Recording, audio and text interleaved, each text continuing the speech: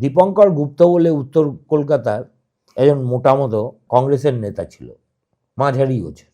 সে দিল্লিতে মাঝে মাঝেই আসতো, এলেই প্রত্যেক দিন বিকেলবেলা আনন্দবাজার অফিসে এসে, কেননা তখন তো কাগজ সকালে আসতো না, বিকেলে আসতো, একটা নিজের মতো করে সিট জোগাড় করে, কারোর সঙ্গে কোনো কথা না হয়, এই কাগজটা দাও তো বলে নিয়ে, যেন ওর বাবার সম্পত্তি, মন দিয়ে কাগজ পড়তো।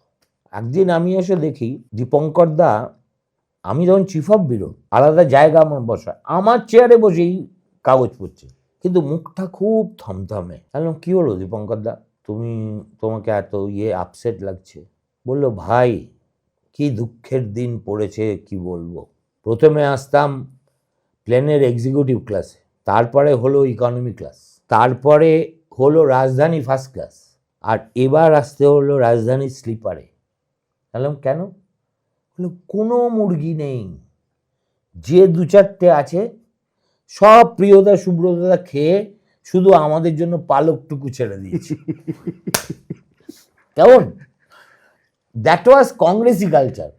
কংগ্রেস যখন টিএমসি হয়ে গেল, এখন তো everything has a price tag. এই যে তুই ভাবছিস যে এতগুলো লোককে টিকিট দিয়েছ 294, তুই যদি কোনো একটা ইন্টেলিজেন্স দিয়ে ভালো করে একটা ডিউ ডিলিজেন্স করবি, তাহলে দেখবি এর 50 to 75% got the ticket in exchange for a huge some of cash.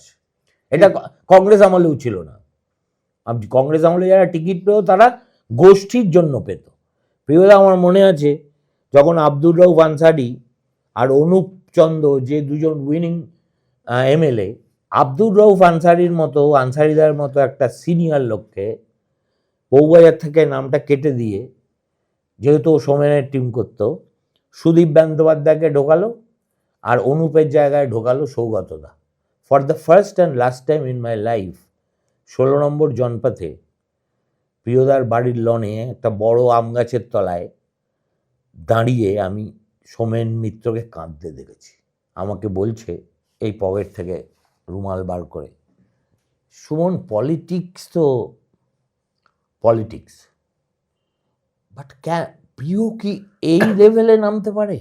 আমি বললাম যে শুনলাম, আমি কি বলবো। তখন বললো যে দেখো, অনুপকে বাদ দিয়েছে, তবু আমি মানতে রাজি আছি। আমি আনসারিদার কাছে কলকাতায় ফিরে মুখ দেখাবো কি করে? তারপরে শুনে টুনে সোমেনদা এটা কিছুটা অনুতাপ থেকে বলেছেন, আর কিছুটা এটা জেনে বলেছেন যে আমি এই বার্তাটা প্রিয়দার কাছে পৌঁছে দেবো।